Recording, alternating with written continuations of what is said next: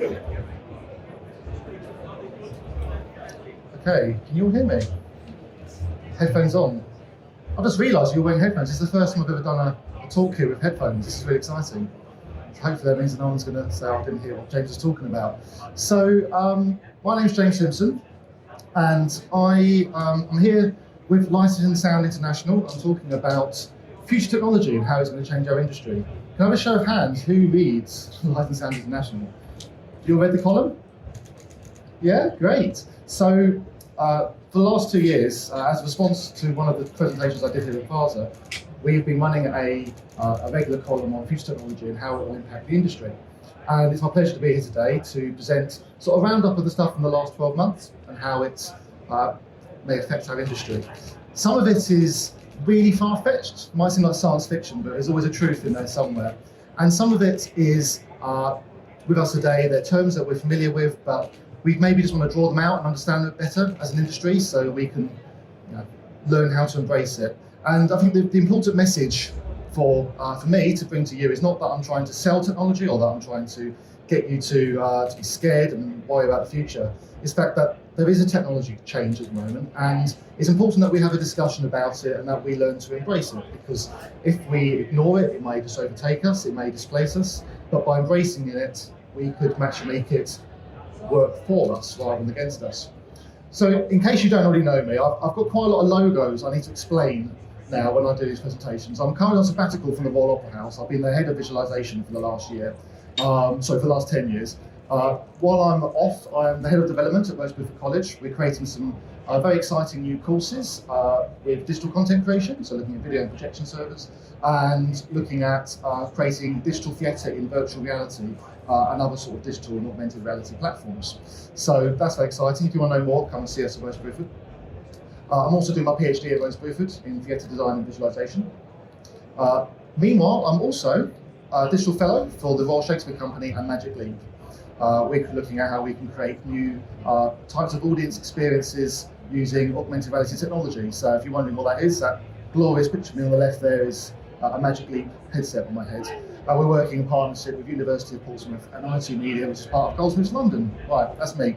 So I'm going to start talking about some very society-driven technology changes. They're terms that you may have heard of. They're things that might be affecting you in your day-to-day lives, not just at work.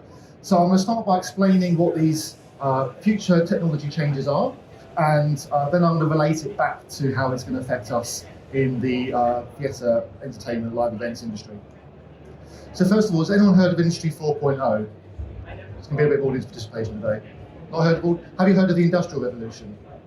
Yeah, right. It's not smiles. I have to go by smiles rather than hands up. Obviously, that sort of audience. So we've actually gone through 4 industrial revolutions. The 4th one's happening at the moment. We're in it basically from now for the next 20 or 30 years. The Industrial Revolution began sort of late 17th century into the 18th century. Very popular. Most people learn about it in school because it was the most significant disruptive influence on humankind that we've ever seen since possibly a meteorite may have landed or not in Mexico and killed the dinosaurs. The main thing that changed there was the creation of steam. James Watt, British engineer, created steam power that led to all these innovations, one of which that changed the theatre industry was our Iron Curtain, which was steam driven. And apparently the steam tunnels still exist under London that used to drive all of the Iron Curtains in the West End. Industry 2.0 and 3.0, less popular. I didn't know they existed until I did this research when the government started talking about Industry 4.0. Industry 2.0 led up to that sort of period up until the First World War, and it came around when we created electricity. The mass production of electricity meant that we could have mass production of lots of things, and they started to create assembly lines, and the biggest outcome of this mass production in that era was mass production of ammunition and weapons, which ended up leading to one of the most horrific things in the 20th century, the Great War, 1914 to 1918. Ironically, although it took a war to finish the Industrial Revolution, the Second Industrial Revolution, the Third Industrial Revolution came out at the end of the Second World War. 2 significant technologies that ended that war, nuclear power and the computer. And obviously nuclear power hasn't got a lot of relevance to us in our industry, I don't think, apart from maybe powering our lights. But computers, Alan Turing, another British inventor, there's a sort of pattern here. Michael Faraday, by the way, for electricity, also British. There was a a mass uptake of computer equipment, and of course computers led to computerized lighting desks and sound desks, and really this era took us up until the birth of the internet and to an extent social media. And now Industry 4.0 is what we're about to go into.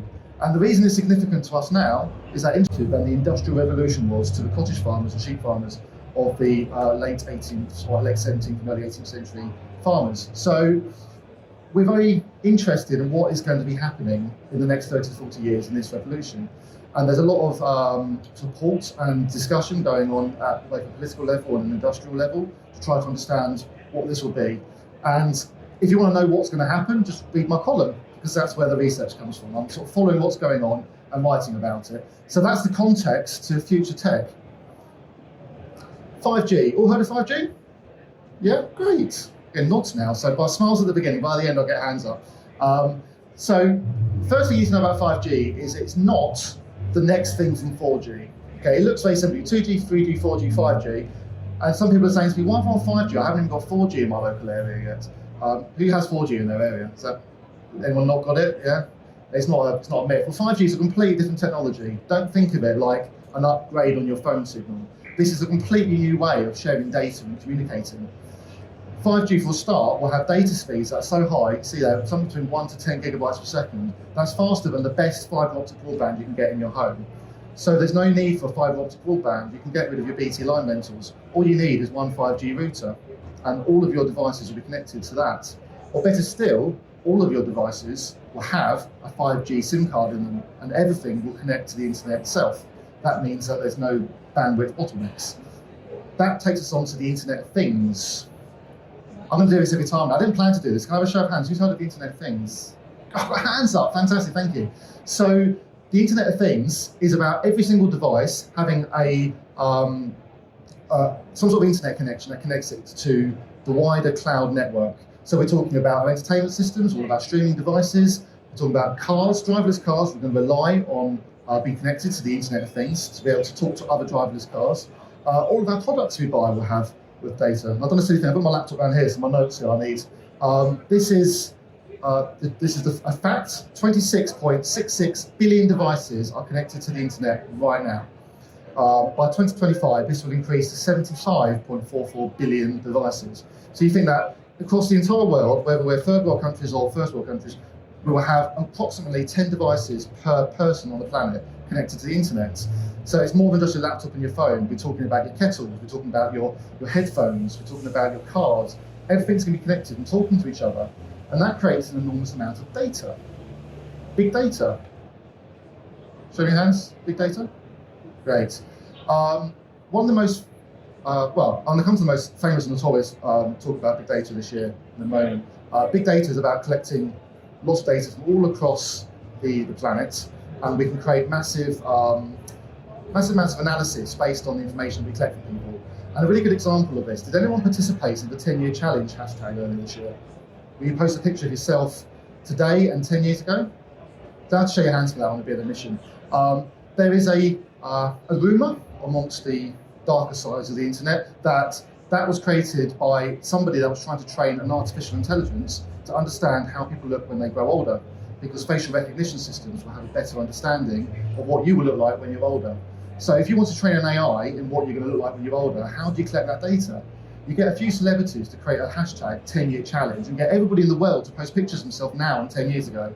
And that data, you create all those data sets, it's given to this company. We don't know who it is. They just have all that information. You've made it publicly available by posting it. So I'm going to get even more scary now. Big data is quite a scary subject, but I'm going to bring it around later to something really nice and make it fill you all with hope, make you think it's a good thing.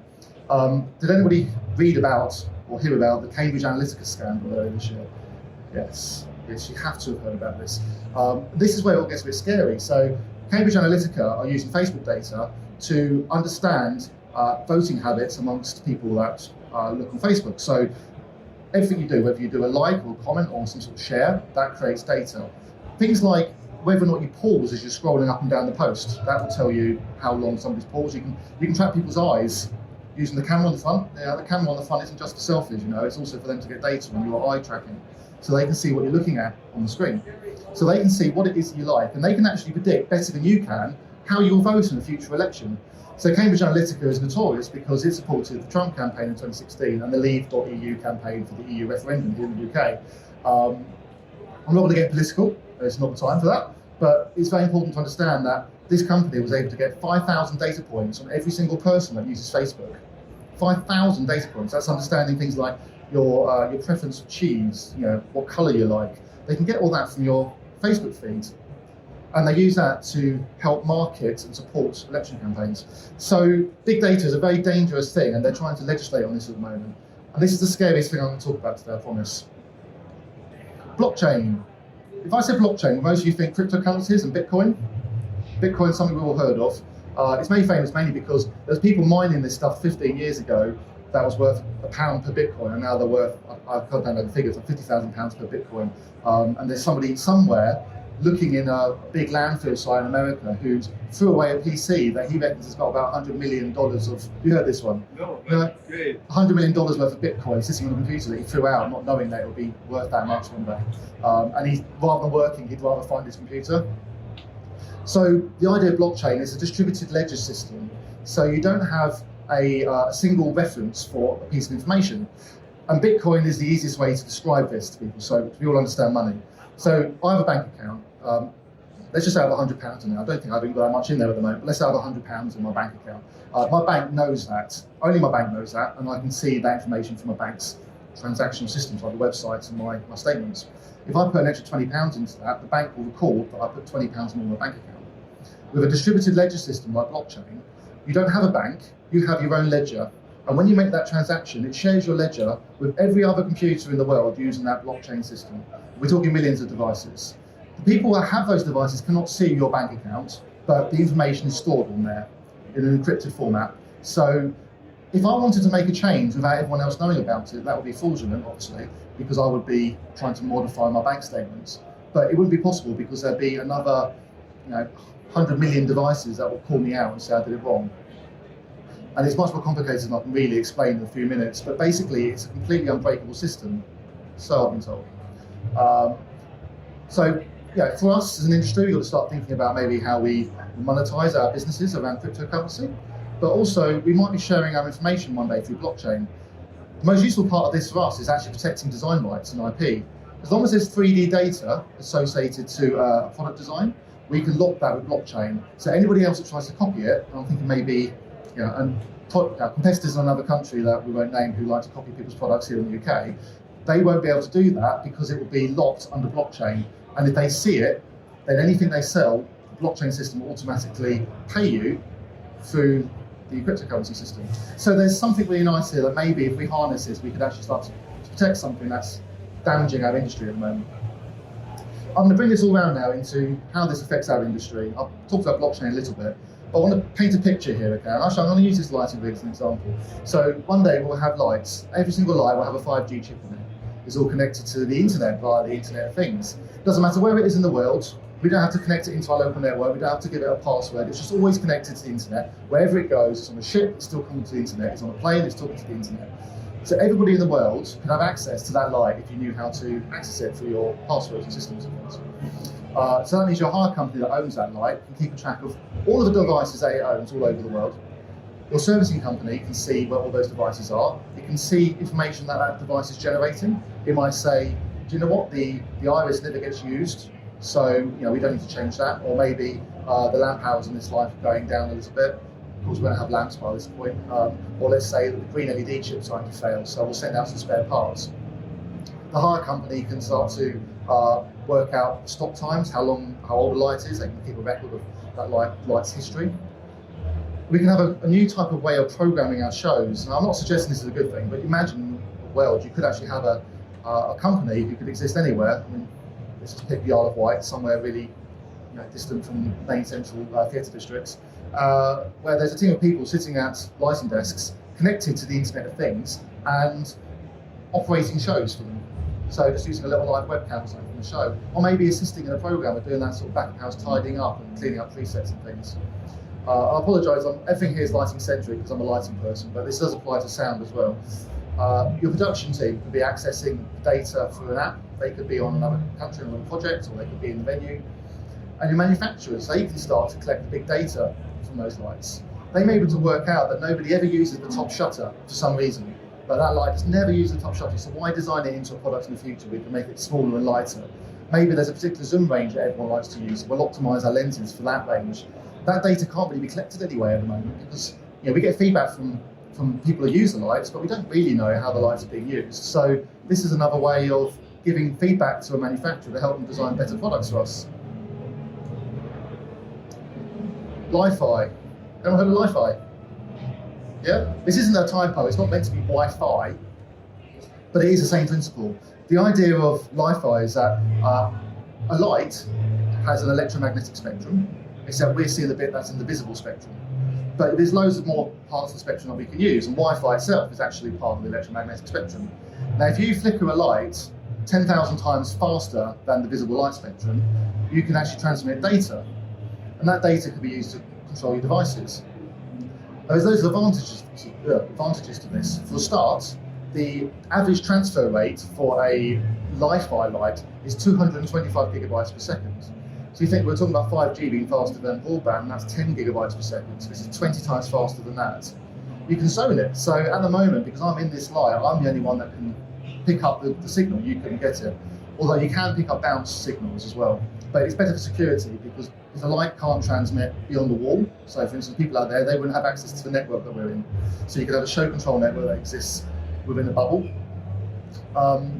Yeah, that's a very exciting technology, and this exists already. Philips has got our system, and there's another company I've forgotten the name of that have a Li-Fi system as well. So you can buy this now. The problem is we need the devices to connect to it, but it's a very efficient system, very cheap and very fast. One of the biggest problems we're facing as humanity, we've got climate change, we've got Brexit, we've got all sorts of things that might destroy our way of life. Did any of you realise that one day the thing that's going to destroy us is we're going to run out of data servers?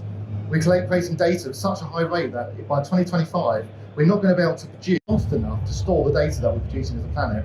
I'm referring to my laptop here for the statistics because you'll like this. So by 2020, we'll be producing 418 zettabytes of data a year. So that's 418 billion 1 terabyte hard drives every year that we produce. So that means every time we take a photo, I'm worse at this. I'll take a photo, it goes up to my Google account, my Dropbox, my Amazon. I just back everything up onto a hard drive. So I have like 5 copies of every photo I take, and the photos are becoming bigger because the phones are getting better. So we're creating more and more data. When you think about a typical stage production, if we're going to film like NT Live or the Opera House does its screenings, a recording of that with 5 cameras in 4K will produce 12 terabytes of data for one performance and one rehearsal. So, as an industry, we're quite responsible for this. Now, what this is DNA. It's a technology that's existed for 6.5 billion years on our planet or something. So, we've had some experience of it, but we've never tried to use it to store our own data before. It's now possible to store data in your own DNA. And a piece of DNA the size of a sugar cube is going to be able to store all of the movies ever made in the history of humankind in 4K. Cubic sugar cube. At the moment, you need a room full of servers to do that. So we're going to be able to start storing all of our data in a much smaller compressed system. This technology doesn't use power because it's DNA. At the moment, a capacitance chip, you have to put a little bit of power into every 0 and 1 that you're storing data on. You think 418 zettabytes times by how many bits of data required. There's actually quite a lot of power required to store the amount of data we have. And it's an incredibly quick transfer process as well. You can move that data incredibly quickly from DNA. And this does exist, it's been done. You can store your own videos in DNA now if you want. The only problem is, 1 minute of video, it will cost you $100,000. That's the current price. But the fact they can do it means it's coming, and that's great. Because we're going to need this soon for, our Facebook page is going to stop working without nice photos. But what's YouTube going to do about videos of cats? We need to fix this quite soon. I quite like this one. It came out of something that L'Oreal developed for people sunbathing. So L'Oreal's got a history of making suntan products. So they're obviously concerned about how much sun exposure you're getting while you're on holiday. And I thought this is a great idea for people working outside, people working on festivals, people working on location and films. The idea is that you wear a little clip on your thumbnail and it detects how much UV exposure you've had that day, and it sends it to your app on your phone. So you can actually say to your boss, I'm sorry, my app's saying I've had too much sun exposure today, can I go and work in the shade now, or can I work indoors? so we can start to control people's health better with sun exposure. I don't think people really take sun exposure that seriously when they're working. Sometimes you've got to get the job done, but a little thing you're wearing in now might just give you a little bit of peace of mind about whether or not you're getting too much sun exposure. I'll talk about gaming quite a lot in relation to the future tech column, because there's a convergence between the theatre industry and the games industry. We're finding our technology is being used to drive their equipment. We're using game engines more and more now to create content and drive our experiences. And here we've got an example of an e-game concert or event that is produced to the same theatrical standards as a rock and roll show. You've got to think of e-gaming as equivalent to a sporting event. This is football. The people that are competing, they are athletes. Maybe they're not running about, but they're being paid more than athletes are at the moment. The average earning for the last competition that a 14-year-old boy won the Fortnite competition, he won $3 million, which is more than anybody won in any of the other major athletic competitions. So we've got an enormous industry that has now coaching, marketing, advertising, it has events management, it has managers and producers. So what football was in the 1960s when it started to grow into this bigger industry that had sort of business around it, we're now getting that with gaming as well. So this has become an industry that we've engaged with. There's probably people in this room that have worked. Show of hands, anyone here worked on an e-games event? Yeah, a few people, brilliant. So they need all the services that are constantly. But what they will also need in the future is, if you look at all those people sitting around there watching the experience live, there's a multitude more people watching that same experience through a computer game or through a live streaming service like Twitch or YouTube. So we need to start producing these events digitally to mimic what's happening in the real world. So we're going to need digital audio designers, digital lighting designers, digital stage managers who are managing the digital experience of people. Staying on the theme of computer games, this is Fortnite, and the video wasn't working. The reason we were pausing earlier was trying to get the video to work, so let's just try. No.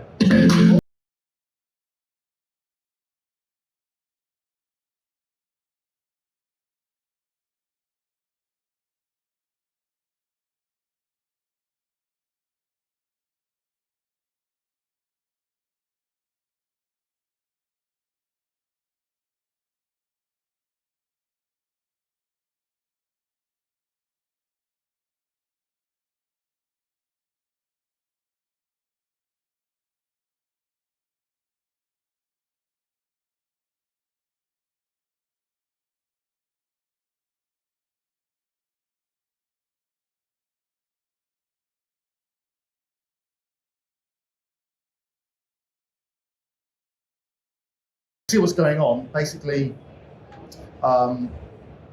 Marshmallow is an artist. He's been motion captured and streamed into that. So as he's moving, that's in theory live. Although I did find out later that it's actually pre-recorded because it broke just before they're about to start. So they showed a pre-recorded version of it.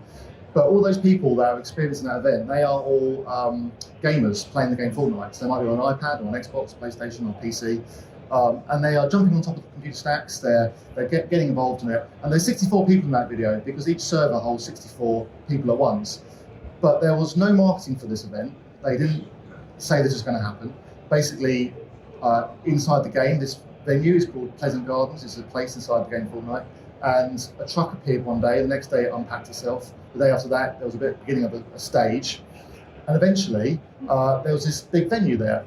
Meanwhile, in real life, there was the concert touring list for Marshmallow, and he had Chicago, San Francisco, Miami, and Pleasant Gardens. And that was all they did to market this concert.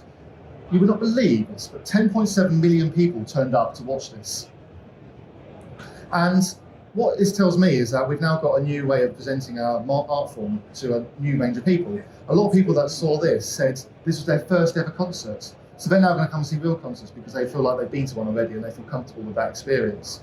But more than that, this is a fantastic way to present digital data. Like, you have a version of Marshmallow presented as a hologram, 20 meters tall on top of the arena. There's giant balls being thrown out to the audience and they're experiencing them, jumping on top of them. The audience is flying. You can't do that at a concert. So we have a whole new way of designing theatrical and concert experiences through a computer game.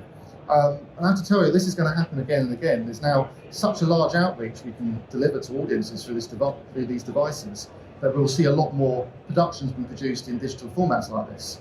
So there's a need now for a whole new industry of digital professionals who have lighting design experience, sound design experience, production management, stage management. We need all those to be able to produce this. So we're actually the people that will be doing this in the future. Just a slight tweak to our skill set to understand the digital side of this. One of my most popular columns has been the idea that you could put a drone on a moving light. I proposed this in my talk 2 years ago, and everyone, this is great, I can't wait for that to happen. So okay, it's my very first ever column for Light and Sound International. I'll go and make this happen. I'm going to get a prototype built. So I'm going to show you what happened when I tried to do this. But first of all, I'll explain that there are drones already that exist in our industry. Oh, I've got more videos here I forgot to tell you about. Just keep trying. No, didn't go for that one. Do you want to play them or shall I just leave them? It's fine. Oh, there you go, lovely. So this is Muse or Metallica Firefly Tour. Who did that? Was it Muse or Metallica? Anyone know? I've forgotten. One of the ones. So these are the tiny little drones that have very safe, very small. They have about a 10-minute flying time and little lights inside them. Make a very nice visual effect. The Intel shooting star system was the thing that was used in the Pyongyang Olympics. Go to the next one. Are you doing this one as well? Great. I love this. So did anyone watch the opening ceremony for the Winter Olympics? Same system was used for the Super Bowl halftime show. It's just such a visually stunning effect to have all these little drones flying around. But this isn't what I'm talking about. This already exists. We know we can do this. We're just waiting for it to grow. The point about these is actually they're quite small. I mean, these things are only this big. They're very safe. I keep saying the word safe. You might see where this is going. What I want is a great big light that I can use as my key light or as my front light that's flying around the drone. I want to have my follow spot moving around. I want to have that look where all of my side lights lifts up and drifts in front of the audience and moves around while it's panning and tilting and changing colour. That's the look I was going for. I did find this system. This is a guy that strapped a 900 watts LED lamp to a drone and he flew it around. And he did it for filmography, and I think it's actually what he's done is beautiful. It's very unusual to see a camera that's static and the light that moves. Normally it's the other way around.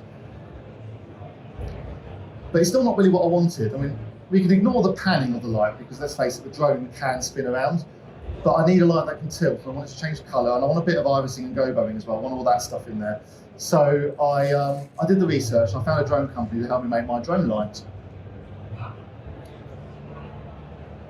So I took a Mac Quantum profile, not because I'm marketing Martin, but because I quite like them, and I need an LED light. I thought LED was probably the sensible way to go with this. So that weighs 23 kilos and has a power output of 750 watts. I needed batteries for that, so I found 3 1 kilogram, 54,000 milliamp hour batteries will provide me 17.5 minutes of battery power to power that light. Fantastic. So when we consider all of the other stuff we need, like wireless gubbins and cables and bits, I need something I'll lift a payload of 27.5 kilograms. And I found something. It's that drone at the top there. It's called a Vulcan UAV. It can lift a payload of 30 kilograms. It's actually designed to carry emergency supplies to oil rigs and oil platforms from a boat. It's about the size of this rostrum here. Should we just call it a small helicopter for the sake of arguments? So the drone costs £30,000. You need 12 batteries to be able to do a whole show. This is what they do on the oil rigs. They take 12 batteries, it flies out, it comes back, they change the battery and send it. So we've got a £100,000 drone-like combination. It's going to weigh 200 kilos, it's going to fly for 18 minutes. It has to be 10 meters away from a human being, which means that in order to create the exclusion zone we need, the other and the drone is just going to fly down the bit in the middle. And there's a risk of decapitation. The drone company actually said to me, when I asked them about what I was trying to do, he said, no, and not only no, if I ever hear you doing this, I will physically come and restrain you and stop you from flying drones around that many people. I love the Mythbusters. They've got a brilliant video that describes this. They flew a drone, not a big one, nothing like the thing I'm talking about. Is it me or you? Okay. They flew a drone, there wasn't a big one in it. They tried to see if they could cut someone's jugular with a blade. So they created a fake body and they put blue dye in the water to try and simulate blood. Eek. And this isn't a big drone, so this is the sort of thing that you might be using for your filmography, all those shots you get, so show a city from above. Oh, there goes jugular. That's it. This guy said that these things they're not even, so we don't consider them toys, but they have the risk of actually cutting off arms, legs, or cutting you in half completely. And if one of these fails, say a battery died before you had a chance to land it, it would just land on the audience and just decapitate everyone around it. So that was a no. But I did end on a positive note with this article, because the first one I didn't want Light and Sound International to think that I was just going to bum everyone out every time. I think what's really important is that we remember that a lot of things aren't possible in our industry, but we make them happen because we're technicians and we're designers, and we find technical solutions to problems that we think we can't solve. Now, if an artist came to you and said, I really want a drone with a moving light on it, and I have to have it no matter what, you can do it. You've just got loads of constraints you've got to work around. And that's what we're brilliant at, is finding those constraints and making it work. And one day, this will become something that's safer, and we've built systems in place, and maybe we don't have blades, we have some sort of vacuum system to lift it up. My wife had a brilliant idea. She said, why don't you use a Dyson vacuum cleaner? They don't have blades. And, yeah, of course, why didn't they think of that? She's a scenic artist, she doesn't think technically, but she's in the right place. So I think that's my message to everyone here is, the future's coming, let's not be scared of it, let's embrace it. And let's think of ways to embrace this technology and introduce it into our work. If anybody wants to follow me, there you go. And I wanted to just feed you onto the next session, which is going to begin in 10 minutes. We are running a panel session with Tom Harrison, who is a Rose Buford graduate, talking about the healthy lifestyle of technicians. It's going to be a panel discussion. We've got 3 brilliant people: Rachel Nicholson, Tom Manning, and David Phillips. And we're going to have a little bit of a conversation about healthy lifestyle, whether or not we are thinking about our eating habits and our drinking habits, sleeping habits while we're working, and what impact that has on our mental health. So please stick around for the next 45 minutes if you want to do that. If not, thank you very much, and we've got time for questions if you want to ask anything.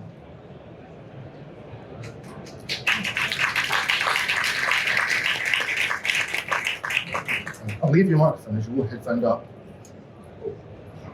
Can you just talk a bit more about the DNA storage? Yeah. Who's doing the research on the manufacturing? I have that in my research at home. I can email it to you. I'll email you. Yeah, thank you. Yeah, you got my details. Yes. No, it has been done. It has been tested, and it's working. In America? Yes, I mean it may be MIT. It's one of those sort of Yeah. institutions. Yeah. Stay on here. Any other questions? Be nice. Of course, I will. This last point about this reluctance of getting all the new stuff. So, what do you think we should do to try to push this forward, and why? Because that maybe could be the point, to actually make people understand why this is good or not. You know what I mean? What will be the force and the reason to actually embrace this and make it happen? Well, the reason to embrace it, if I go back to the point about the Industry 4.0 and the industrial revolutions, is that at each stage, when the spinning jenny came out and the flying shuttle that replaced weavers, the ones that decided to go and work for the people manufacturing that equipment, they were part of that industry and they had a life after that. The people that refused to adopt the new technology and just wanted to weave things by hand, they started to lose their jobs, and that's existed throughout all the industrial revolutions we've had. So it's really important that as an industry we understand where the technology is coming. We may not want it, it may not be as disruptive as I'm predicting it may be, but if we don't engage in it, it could just pass us by. And as to the reluctance we have, I don't think there's a lot of reluctance. I talk to people that get very excited about this, but it's important that we continue to relearn and train so we always know what's coming in the future.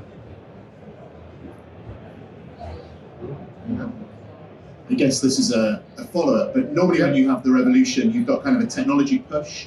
So the technology is developing and it's driving a change. But you also generally need a pull as well from people in the industry who want to adopt that technology and use it.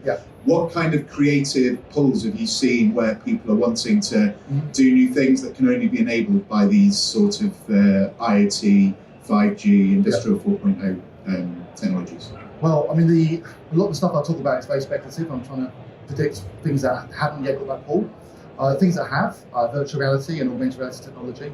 Those of you who know me know that I talk about it a lot. If you want to know about virtual reality technology and how it's going to influence the industry, just go on my YouTube channel. There's 5 or 6 of these conferences already I've done. with those, there is a requirement. Producers are asking for this, artists are trying to use it, and we don't have people to make those skills yet. So there is a requirement for some of those things. In terms of 5G, Internet of Things, as society moves on to those things, the audience will be making those requirements of us. It's very important that, as producers of makers of entertainment, that we understand what our audience is used to experiencing. We've now got 4K TVs because we're experiencing greater level of drama. Like Game of Thrones has taken our level of viewing quality up, so we're experiencing things in greater levels. That means that the cinema industry is having to push harder to create things that are more respected than the TV industry. So they're responding in that way because the technology and the influences of the audiences. So we need to be aware of what's happening in society and respond to that. I'll get the microphone. Thank you. I'm just curious about your involvement with Magic Leap, and I was just wondering if you had any specific projects with them. Well, yes, we do. What can I say officially? It's been announced we're going to come out in a couple of weeks. So my role is I'm part of a fellowship. There's 6 of us who come from bits of the games industry and theatre industry, producers, dancers, directors. There's all sort of range of skills. And we are creating a piece of new theatre that uses augmented reality technology. And we're working with the RSC, so it's a piece of theatre that's produced with the RSC and using Magic Leap technology. I can say it's a bit of immersive theatre.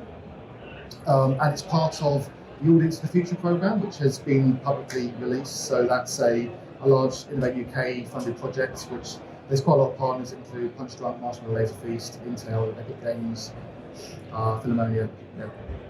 I was about to ask about Philharmonia Orchestra because actually I know someone there talking about this project, I think. So. Yeah, and Magic Leap's one of the partners. So out of the back of the Audience of the Future project, they decided to create a fellowship because they wanted 6 people that weren't connected to the main project who could come up with their own research that might drive some of the new ideas. So, basically 2 days a week, I get to play the Magic Leap, create some really cool stuff, and feed back to them. And hopefully, I'll be involved in the main Audience of the Future project, which will be next year. Which, they're announcing soon, so I can't wait to tell everyone about it.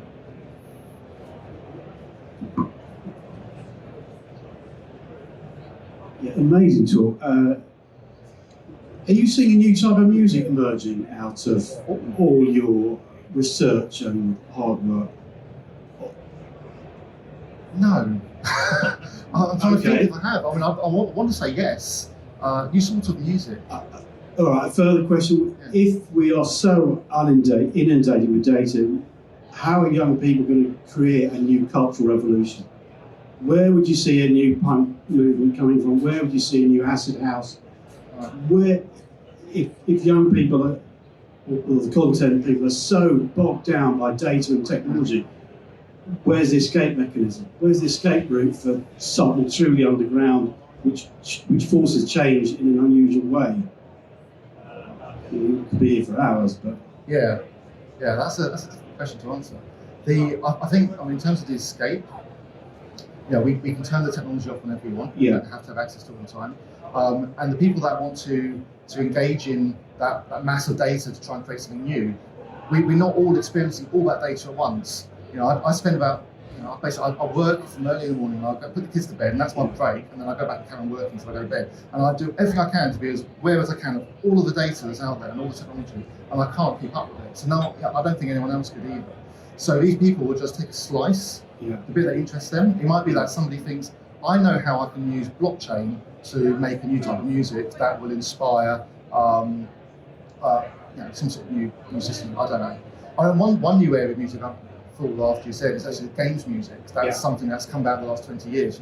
15 years ago, games music was 8-bit, so you just got those beep, beep, beep, beep, beep, beep, sort of music. And now it's grown to this sort of very operatic, story-driven narrative. And as an industry, it's very young, but it's dominating classical music as a new industry. And are you seeing students developing new musical instruments? I haven't seen that. No. I love the idea that they could be though. I can't see why they couldn't. I wish I knew more about that to answer. I think I'd be interested to do some more research on. Yeah. Anybody else? Anyone wants to disagree with anything? Anyone's scared? Be scared. It's fine. I get scared sometimes. No, great. Thank you very much. So we're going to swap over now to the panel session. Please, Dave, you want to watch it? Thank you.